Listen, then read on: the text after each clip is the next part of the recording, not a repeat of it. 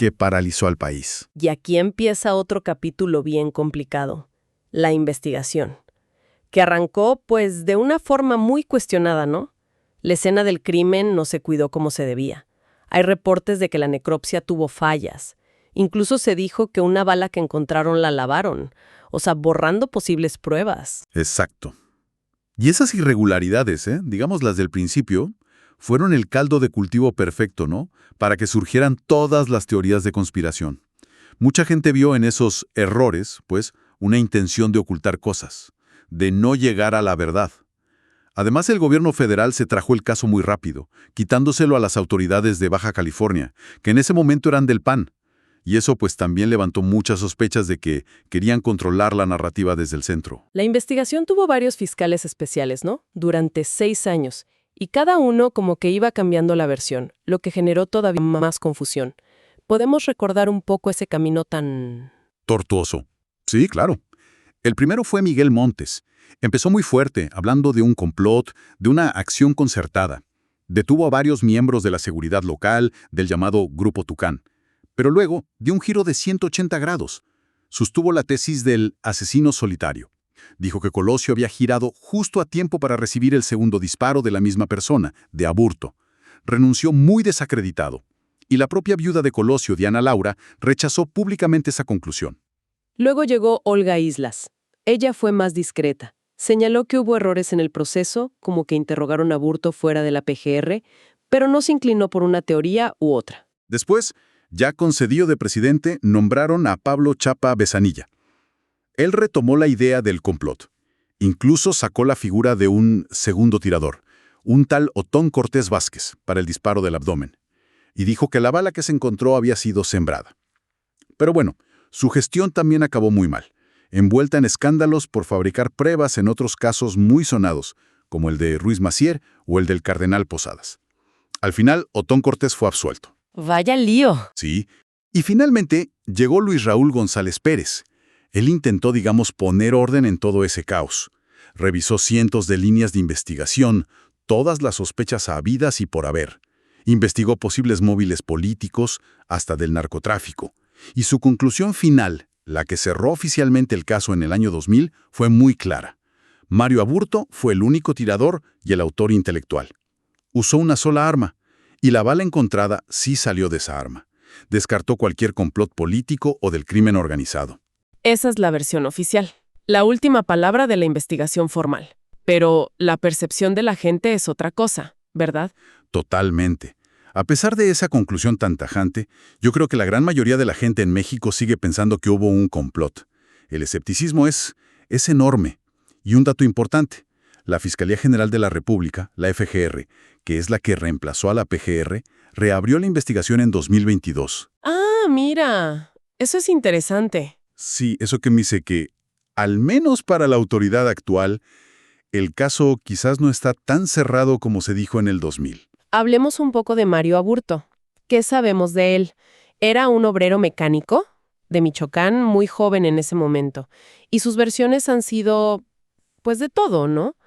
Que fue un accidente, que solo quería herir a Colosio, que lo hizo solo por ideas pacifistas, pero también ha dicho que él es un chivo expiatorio. El perfil psicológico que le hicieron oficialmente lo describió como alguien inteligente pero solitario, con ideas un poco confusas, quizás delirios de grandeza, pero que sí era consciente de lo que hacía.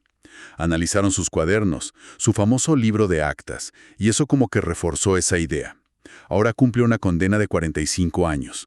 Su familia, que se tuvo que ir a Estados Unidos, siempre ha dicho que lo torturaron para que se declarara culpable. E incluso sostienen que la persona que detuvieron en Lomas Taurinas no es la misma que está en la cárcel. Esa es la teoría del cambiazo. Y a partir de ahí, bueno, se disparan todas las teorías alternativas que nunca han muerto. ¿Cuáles son las que más suenan, las que más persisten? Hay varias líneas. Una es la de las muertes colaterales, ¿no? Gente relacionada con el caso que murió en circunstancias sospechosas años después, como el jefe de la policía de Tijuana, Federico Benítez, que decían que estaba investigando por su cuenta y lo mataron. Otra es esa idea de que a Aburto se lo llevaron esa misma noche del atentado para interrogarlo en otro lado de forma clandestina. Se mencionó incluso a gente cercana a Manlio Fabio Beltrones, aunque él siempre lo ha negado. También está esa teoría de los múltiples aburtos, que es bastante cinematográfica, ¿no? Que dice que había como 3 personas parecidas en Lomas Taurinas. Uno que disparó, otro al que detuvieron y otro al que presentaron después en la cárcel. Se basan en supuestas diferencias en las fotos, en los videos, que si la complexión, el pelo, un lunar, y también mencionan a un agente del CISEN, el Servicio de Inteligencia, que detuvieron brevemente ese día y tenía sangre de Colosio en la ropa. Si esa teoría es muy popular, la investigación oficial la descartó con estudios antropométricos comparando rasgos físicos, pero la duda quedó sembrada. Y claro, está la hipótesis de las 2 armas, o la de la bala sembrada, que se basa en los testimonios iniciales que eran contradictorios sobre cómo se encontró el arma, dónde estaba la bala, y esas irregularidades en cómo se manejaron las pruebas. Pero quizá la teoría más fuerte, la que más gente cree, es la del crimen de Estado. ¿Y esa a quién apunta? Pues principalmente al entonces presidente Carlos Salinas y a su jefe de oficina, José María Córdoba Montoya, que era una figura muy poderosa. El supuesto móvil sería ese distanciamiento de Colosio, sobre todo después del discurso del 6 de marzo. La idea de que Colosio pensaba romper con el proyecto de Salinas si llegaba a ser presidente. Se habla de que lo presionaron para que renunciara a la candidatura, de que Colosio planeaba sacar a Zedillo de la coordinación de la campaña. Obviamente, tanto Salinas como Córdoba siempre han negado todo esto de manera rotunda. Pero la sospecha popular sigue ahí. Es un verdadero laberinto de dudas, sospechas, versiones encontradas. ¿Qué pasó con la familia de Colosio después de todo esto? Su viuda, Diana Laura Riojas, como decíamos, nunca creyó la versión del asesino solitario. Lamentablemente murió de cáncer muy pocos meses después, en noviembre de 1994. Y su padre, don Luis Colosio Fernández, hasta que murió en 2010, siempre mantuvo esa incredulidad y la exigencia de que se hiciera justicia, de que se aclarara todo. Estaba convencido de que no se sabía la verdad completa. Y bueno, tras la muerte de Colosio, Ernesto Zedillo, que era el coordinador de la campaña, fue el designado como candidato sustituto. Y, pues, eventualmente ganó la presidencia de México. Entonces, para tratar de resumir todo esto, tenemos un magnicidio, el asesinato de un candidato presidencial en pleno mitin, luego una investigación oficial llena de tropiezos, de idas y vueltas que termina concluyendo que fue un asesino solitario, pero por otro lado, una sociedad, una opinión pública que mayoritariamente no se cree esa versión y que sigue pensando en teorías de complot alimentadas por todo el contexto político opaco y las inconsistencias del caso. Exactamente, el impacto fue brutal. Sacudió los cimientos del sistema político mexicano, aceleró el declive de ese dominio del PRI que había durado décadas. Y dejó una herida abierta. El caso Colosio se convirtió en un símbolo de impunidad, de desconfianza en las instituciones, de lo difícil que es llegar a una verdad que sea aceptada por todos en México, ¿no? Y quizás esa es la reflexión final que nos deja este análisis basado en la fuente que consultamos.